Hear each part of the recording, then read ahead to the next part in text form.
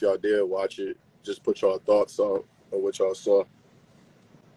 I was in and out. Had some stuff to do, but I mean, it was live. Let's say that first and foremost. But I think that for the SWAC, I think the entire SWAC felt like that was a revenge game. Like, oh, y'all bouncing, we're gonna take this on the way out the door. Now they tried to get it. They almost pulled it off at Jackson State, but yeah, I just think because I think the issue with this entire thing is everybody's looking at it from one lens. There is no one lens. You have the lens of the opportunity for the other fellas, and you have the lens of the drain of the SWAC, and they got it. The people that's gonna be there gotta address it as such. You know what I'm saying? So, but the game was dope. I saw at least 3 pros on the field, which matters. I saw at least.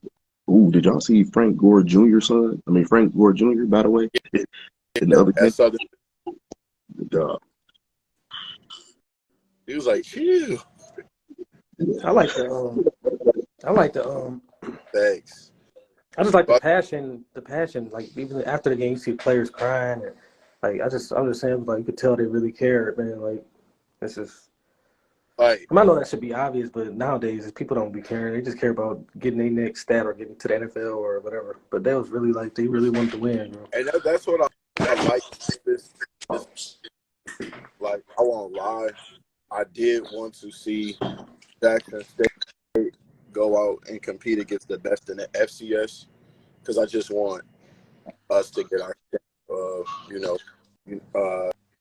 our superiority. You want to beat the best, but I think this is 2 years in a row that Devin Booker had 58. Yep. Bad. I'm looking up on ESPN. 70 fantasy points. I faded him, and I put Moran in my lineup. Moran got ejected in the second quarter. I'm just saying, FanDuel. See how that jump be? The bets, bro, terrible. Damn, man. Booker been balling. Then he had like a 56-point game this year. But yeah, I think where Dre talked about, it's a lot of pride. And me, selfishly, I wanted to see Deon get the win because I'm a supporter of Prime. But it was just dope to see those guys compete, man. Like, I think you saw coaching at a high level. And I won't say Coach Prime and them got exposed, because at the end of the day, players got to play. But I don't think they was ready for that physicality that they thought they was going to go up against, because them boys got pushed around the whole game.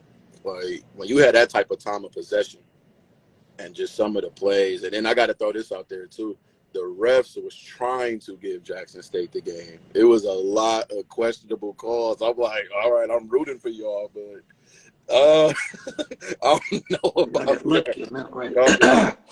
It looked too obvious. And then what I will say is, man, I got definitely a lot of respect for Shadur, because he lit it up.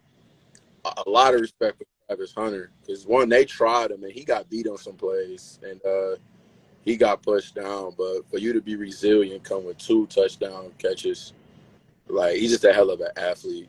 Like, someone was saying he should probably consider playing receiver full time. I didn't know he had that ball tracking ability like that on the offensive end.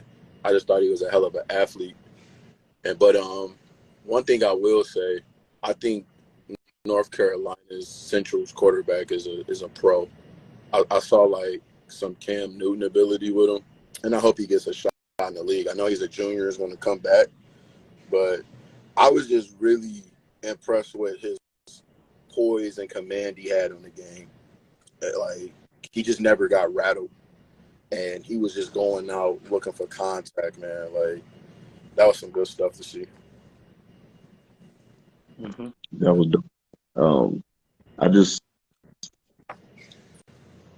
I would just wish that everybody wasn't so all or nothing in their evaluation of everything.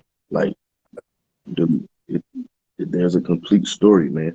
There's a complete picture, and we can focus on it, man. And I'm gonna tell you what, there are some kids that due to the exposure that was brought to the conference, they were able to be seen, and they would not have been seen a few years ago. That's a fact. Nobody can deny that. Right. Like, because I went back on my feed, and I'm like, man, I was posting about HBCUs 2015 with no likes. So I want to hear all these people jumping up talking about, this is no, homie. I ain't been hearing nobody talk about HBCUs. Yes, I was posting about the church in Virginia that does the biggest HBCU recruiting thing in the nation, and I posted it like years in a row. Nobody clicked the like, and then some of those same people that's on my page now talking junk about Prime. You don't care about HBCUs. A guy that you know brought some attention to it. Now, but Eddie George still there. Hugh Jackson's still there. Cuzzo's still there coaching. Like, we got Mo Williams. Like, it's people there in basketball and football. Steph adopted the Howard golf team. All that's still there. So if the stuff dies down, exactly. If the stuff dies down because he left, that means you weren't interested in the first place. So I want to hear that. Mm-hmm.